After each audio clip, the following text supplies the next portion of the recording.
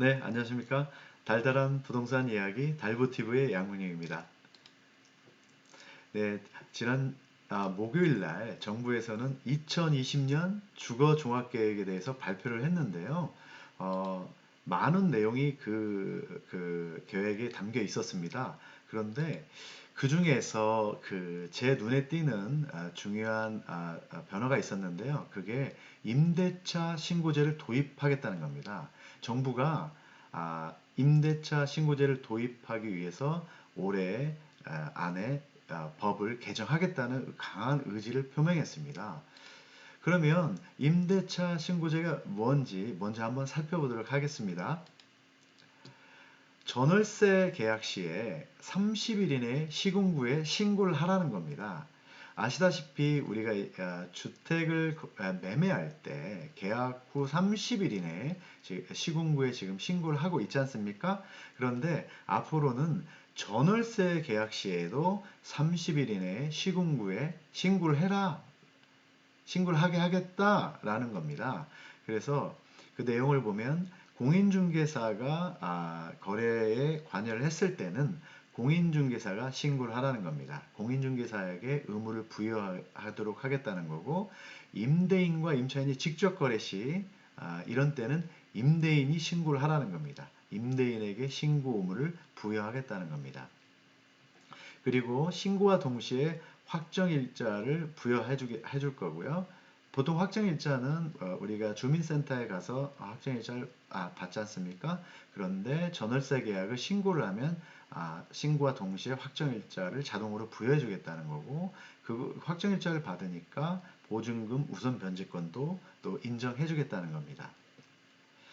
그리고 신고 기한을 넘기면은 100만 원의 과태료를 부과하고, 또 신고를 하지 않을 때에는 500만 원 과태료를 또 부과하겠다는 게 이 주요 골자입니다. 그래서 임대차 신고제를 시행하려면요, 먼저 법률 개정을 해야 되는데요.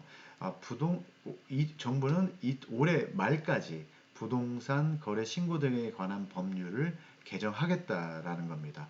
그런데 아시다시피 여당이 177석의 의석을 얻었지 않습니까? 그래서 이 법률의 개정은 거의 100%될 거라고 예상이 됩니다.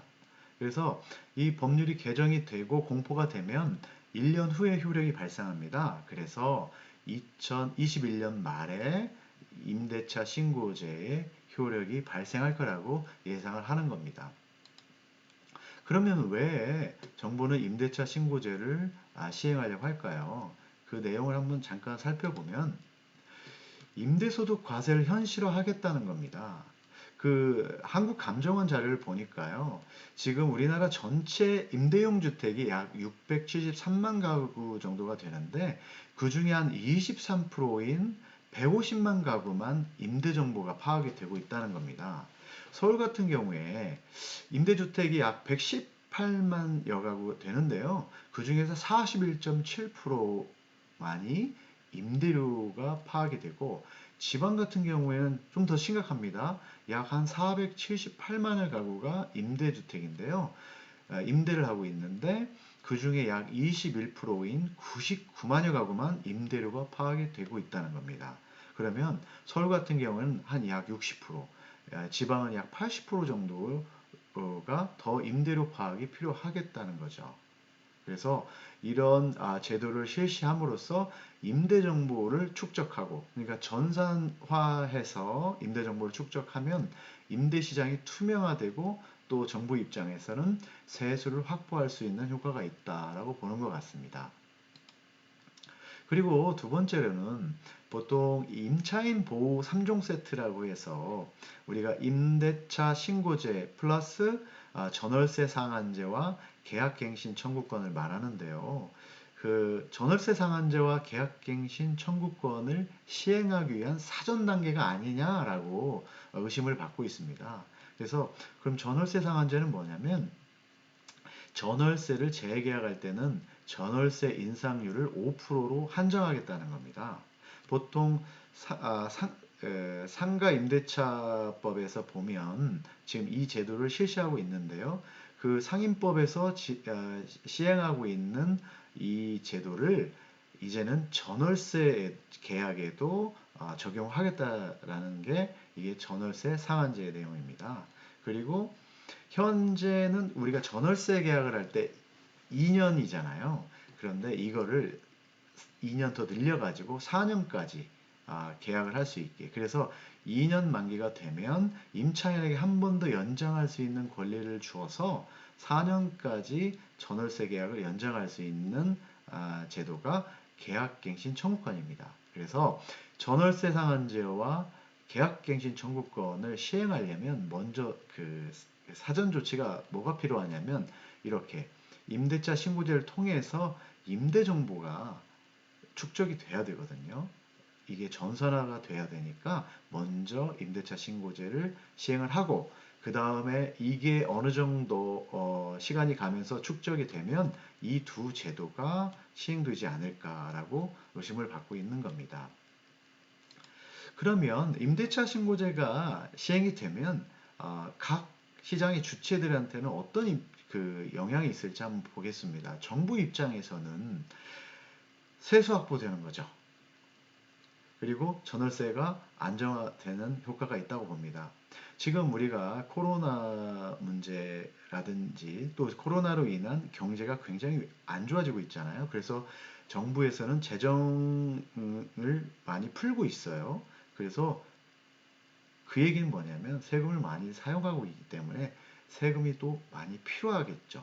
그래서 지금 문재인 대통령 정부에서는 보유세를 계속 인상하는 정책을 하고 있잖아요. 그래서 종합부동산세와를 계속 인상하고 있고 또 공시가를 현실화하면서 공시가를 올리면서 재산세도 또 인상이 되고 있잖아요. 그렇게 보유세가 인상되고 거기에 덧붙여서 이제는 전월세에도 세금을 부과하겠다.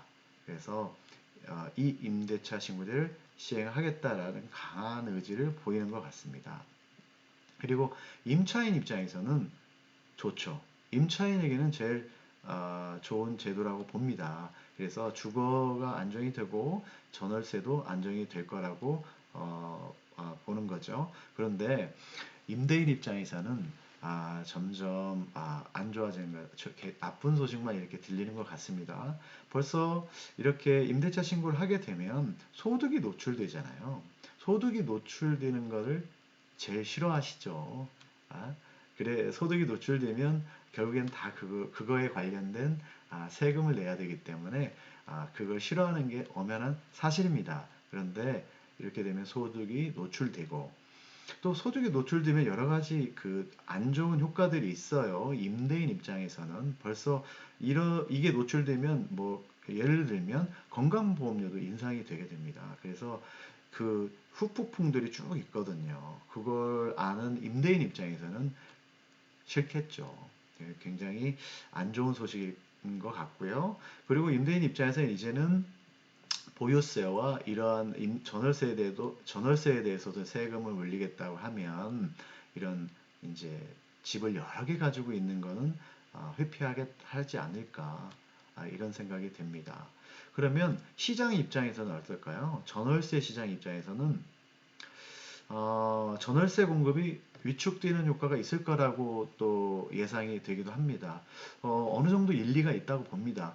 이 임대인 입장에서 임대소득이 이렇게 따박따박 들어오고 세금은 거의 안 내거나 최소화시켜야 이게 재밌는 시장이지 않습니까? 그런데 점점 이제 여기에 다 과세를 하면 임대인 입장에서는 굳이 이 전월세를 할 필요가 거의 없겠죠. 매력이 점점 떨어지니까 시장에서는 이런 전월세 공급이 위축되지 않을까 하는 염려도 하는 게 사실입니다.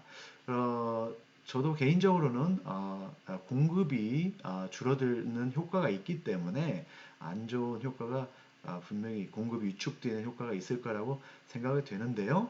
그거는 누구도 장담할 수는 없으니까 그거는 앞으로 좀 두고 볼 일입니다.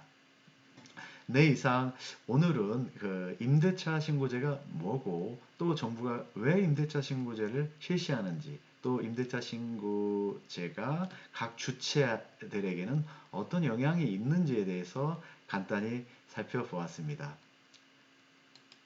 감사합니다.